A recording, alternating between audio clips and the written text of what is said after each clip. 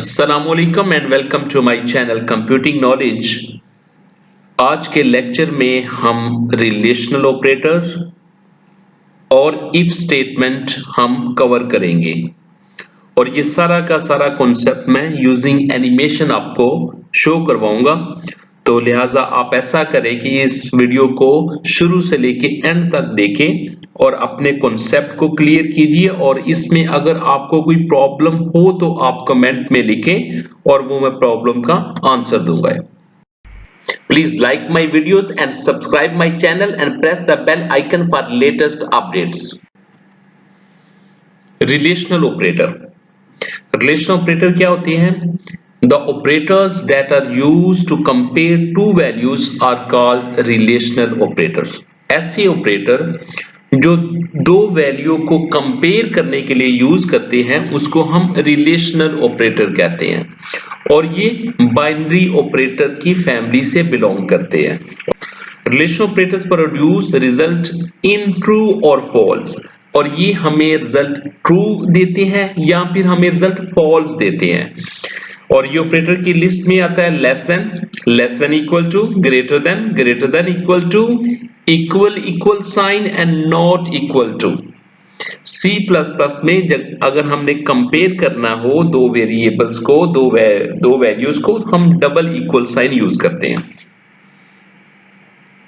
Next हम पढ़ते हैं इफ स्टेटमेंट। इसको हम इफ स्टेटमेंट भी कहते हैं, इसको हम डिसीजन स्टेटमेंट भी कहते हैं, सिलेक्शन स्टेटमेंट भी कहते हैं, कंडीशनल स्टेटमेंट भी कहते हैं। ये सब इसके नाम है।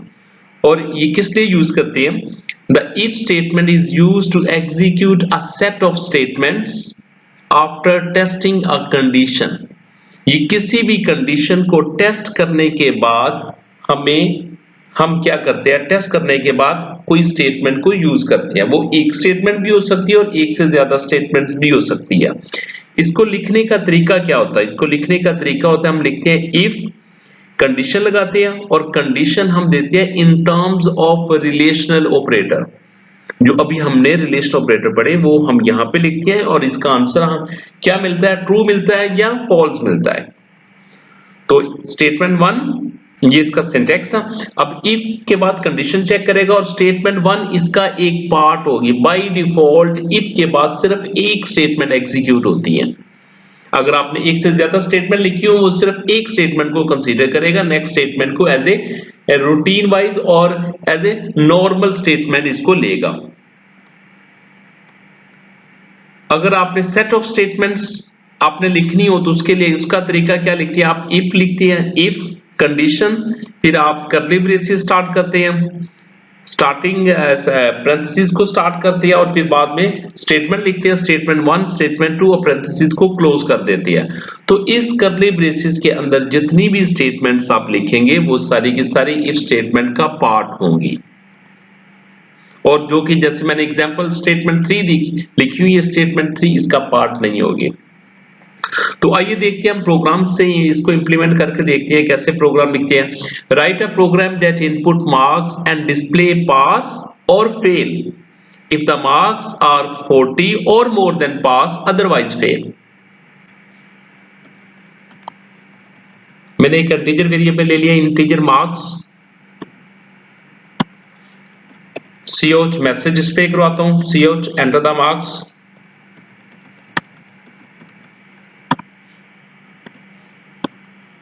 और इसको मैं सीन कर लेता हूं मार्क्स में। ये मैंने इनपुट किस में कर लिया? इनपुट मैंने मार्क्स में कर लिया। अब मैं मार्क्स को चेक करूंगा। मैंने लिखा इफ के बाद यहां पे कंडीशन मैंने किस पे लगा दी? मैंने कहा marks greater than equal to 40, marks greater than equal to 40। तो देन क्या करें? C out pass. ये क्या डिस्प्ले करे? ये सी आउट पास को डिस्प्ले करेगा। इसके बाद मैं लिखता हूं इफ मार्क्स, वेरिएबल का नाम मैंने एमकेएस रखा हुआ इसलिए मैं एमकेएस ही यूज करूंगा। MKS less than marks less than 40, then C out करे फेल। ये मैंने प्रोग्राम लिख दिया। इस प्रोग्राम में क्या हो रहा है, यहाँ पे वेरिएबल डिक्लेरेशन हो रहा है, एंटर द मार्क्स, ये मैसेज डिस्प्ले मैं कर रहा हूँ, सी इन इस यहाँ पे मार्क्स इनपुट हो रही है और ये मार्क्स को चेक किया जा रहा है, marks greater than equal to 40, अगर ग्रेटर देन 40 हो तो क्या करो, सी आउट पास कर दो, अगर मार्क्स लेस देन 40 हो तो सी आउट क्या करे, फेल करे। तो आइए हम इसके आउटपुट चेक करते हैं, उस आउटपुट में क्या शो करता है।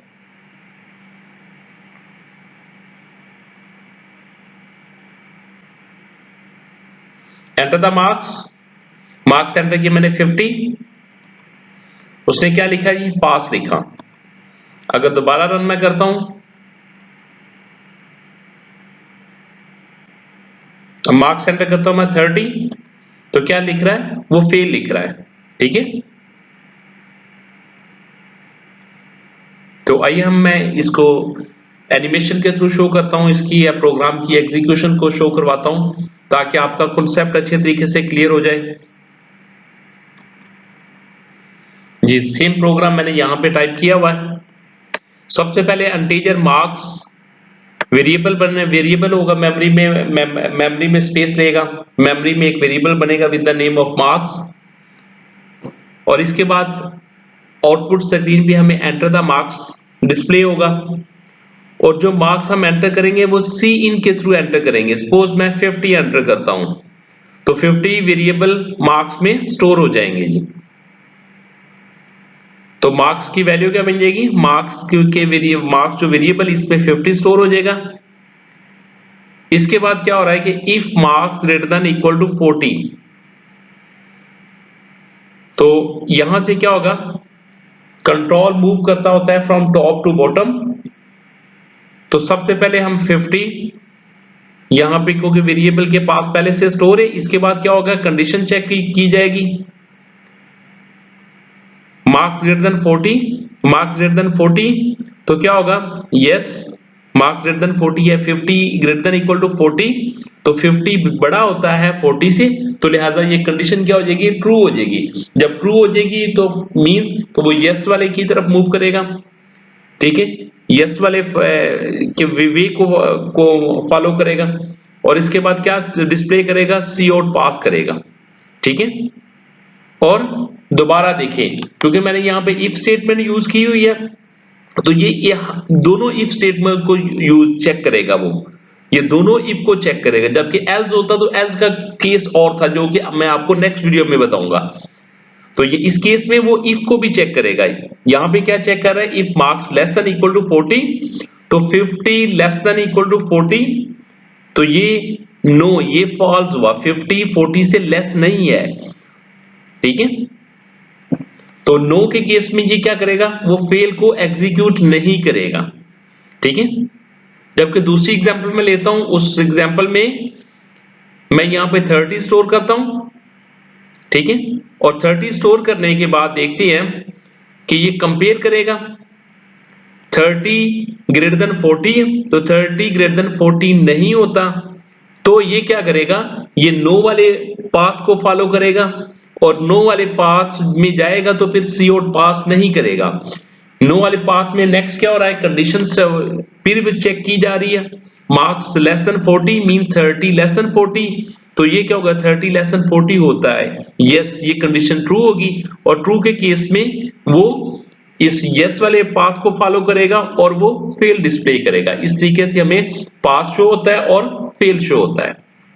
क्लियर स्टूडेंट, यहां पे अगर मैं एक और स्टेटमेंट ऐड कर लेता हूं, मैं कहता हूं इसको एंड लाइन करो और सी आउट करो कांग्रेचुलेशन,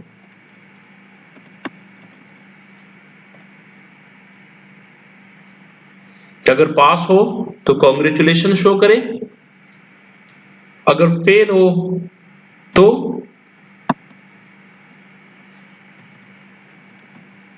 तो मैसेज डिस्प्ले करे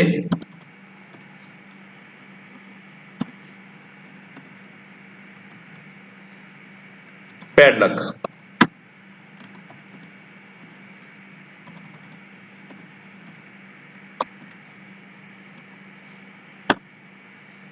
मैंने क्या लिखा, मैंने सी आउट पास पास हो तो साथ हमें क्या डिस्प्ले करे, कॉन्ग्रेचुलेशन शो करे, एक सेपरेट सी आउट के थ्रू मैंने यहां पे लिखा हुआ है। और जब मार्क्स लेस देन 40 हो तो हमें फेल शो करे और बैड लक शो करे। मैं ये डिस्प्ले करवाना चाहता हूं कि जब 40 हो तो पास और कॉन्ग्रेचुलेशन आए, जब मार्क्स लेस देन 40 हो तो फेल और बैड लक लिखा हुआ है। तो देखते हैं ये प्रोग्राम का बिहेवियर क्या होता है।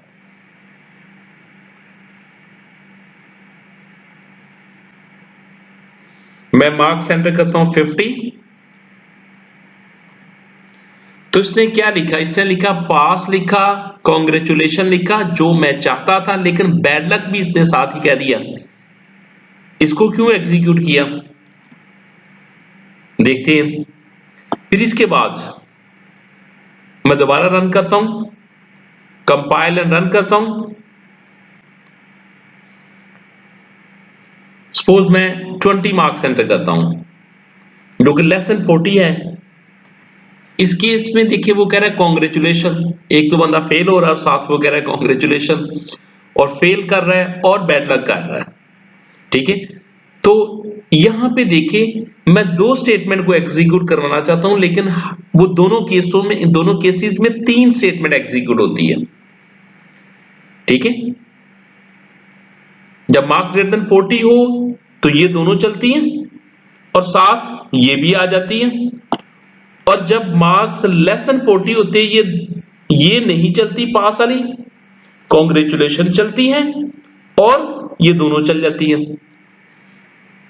इसकी वजह क्या है, इसकी वजह ये है कि बाय डिफॉल्ट इफ के बाद एक स्टेटमेंट इसका पार्ट होती है, ये इसका पार्ट है इफ स्टेटमेंट का। सी आउट पास ये इफ स्टेटमेंट का पार्ट है। C out congratulation is the normal statement, is a sequential statement. ये एक सीक्वेंस वाइज, जो पहले इसको एग्जीक्यूट करेगा, नेक्स्ट सीक्वेंस में इसको कॉन्ग्रेचुलेशन मिलेगा, वो कॉन्ग्रेचुलेशन डिस्प्ले करेगा, ये एक नॉर्मल स्टेटमेंट में आ जाएगा। ठीक है, ये कॉन्ग्रेचुलेशन इसका पार्ट नहीं है, क्योंकि ये उसके रेलेवेंट बनता तो मैं ये समझ रहा हूं कि इसके साथ आए, लेकिन ये इसका पार्ट नहीं है इफ स्टेटमेंट का। इसके बाद देखिए, दोबारा देखते हैं, इसमें देखिए इस केस में भी क्योंकि एक स्टेटमेंट इसका पार्ट होती है और एक स्टेटमेंट यहां पे एंड हो जाती है, ये मैं सेमीकोलन लगा दूंगा तो ये एंड हो जाएगी एक स्टेटमेंट। ठीक है, तो ये सी और बैड लक किसी का पार्ट नहीं है। ठीक है, सी और बैड लक जो लिखा हुआ है ये इसका इफ स्टेटमेंट का पार्ट नहीं है, ये के साथ ये अटैच नहीं है। ठीक है, तो आइए हम देखते हैं इसको, मैं इसको एनिमेशन के थ्रू आपको एग्जीक्यूट करवा के दिखाता हूं इसको। तो मैं यहां से स्टार्ट करता हूं, मैंने लिखा C I N greater than extraction operator marks, और यहां पे क्या करेगा कि मैंने वो एंटर द मार्क्स नहीं लिखे, बल्कि यहां से आपको डिस्प्ले कर दिया ताकि आपको वो, मैं अज्यूम कर रहा हूं कि आपको ये सारी चीजें क्लियर है पीछे से। तो यहां पे मार्क्स आपने एंटर किए, मार्क्स आपने 30 एंटर किए,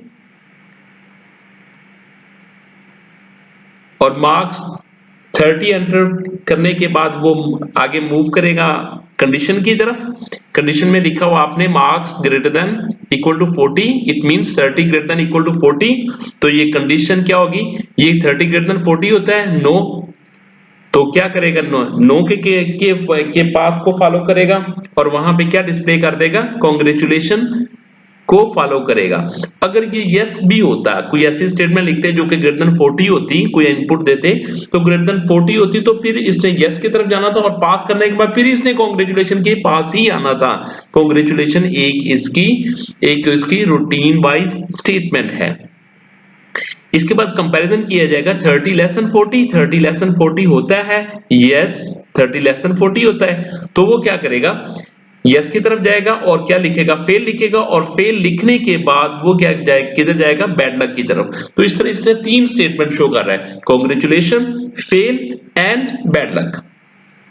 अगर इसकी मैं वैल्यू चेंज करता हूं, अब सपोज मैं वैल्यू एंटर करता हूं 50 एंटर कर देता हूं मार्क्स में, तो यहां पे कंपैरिजन होगा marks greater than equal to 40, तो मार्क्स में क्या होगा, marks greater than equal to 40 आ जाएगा, तो marks greater than 50 is greater than 40, तो यस, अब कहां पे जाएगा, यस के पाथ को फॉलो करेगा, और यस के पाथ को फॉलो करते हुए वो डिस्प्ले करेगा पास।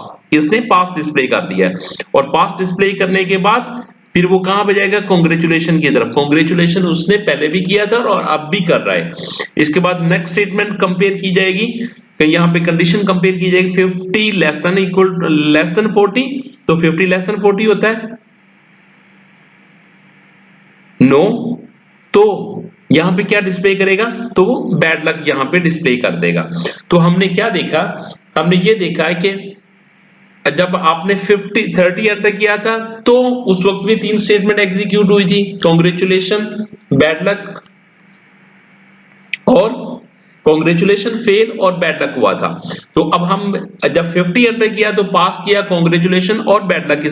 तो इसको हम कैसे सॉल्व कर सकते हैं, इसको हम सॉल्व कर सकते हैं अगर मैं, क्योंकि अगर ये मैं चाहता हूं कि ये दो स्टेटमेंट इसका पार्ट हो, ये स्टेटमेंट चले, जब ये ट्रू हो तो दोनों चले, तो फिर मुझे क्या करना पड़ेगा, फिर मुझे यहां पे इसके सेट बनाना पड़ेगा।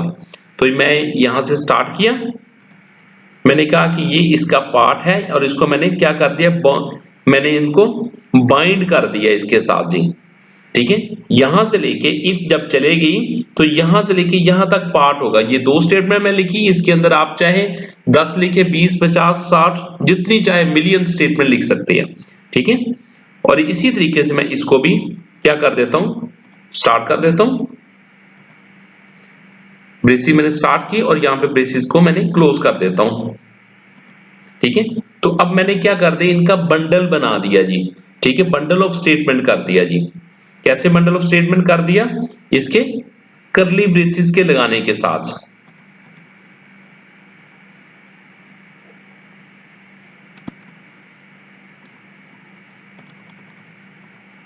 इसको लिख दिया और मैंने इसको लिख दिया जी, इसको चले मैं नेक्स्ट लाइन पे लेता हूं,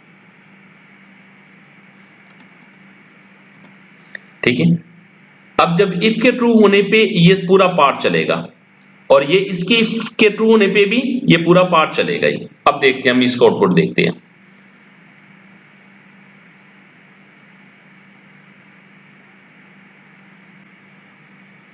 मार्क्स में एंटर करता हूं 80, तो उसने पास लिखा और कॉन्ग्रेचुलेशन लिखा, अब तीसरी स्टेटमेंट को नहीं लिखा।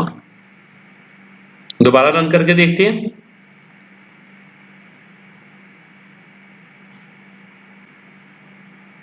थर्टी 35 मैंने लिखे जो कि लेस देन 40 है, तो इसने फेल लिखा और बैड लक लिखा। तो स्टूडेंट आपने देख लिया कि इफ स्टेटमेंट कैसे यूज करते हैं। बाय डिफॉल्ट इफ के बाद एक स्टेटमेंट एग्जीक्यूट होती है और अगर आपने एक से ज्यादा एग्जीक्यूट करनी हो तो आपको इसके वो ब्रेसिस लगाना पड़ेगी, इसका वो आपने सेट ऑफ स्टेटमेंट बनाना पड़ेगी। थैंक यू स्टूडेंट्स, आपको आपका इस वीडियो को देखने का, और आपने अभी तक मेरा चैनल अगर सब्सक्राइब नहीं किया तो प्लीज आप सब्सक्राइब कर दीजिए और इस वीडियो को आप अपने दोस्तों के साथ शेयर कीजिए, ज्यादा से ज्यादा शेयर कीजिए। थैंक यू, जज़ाकल्लाह खैर।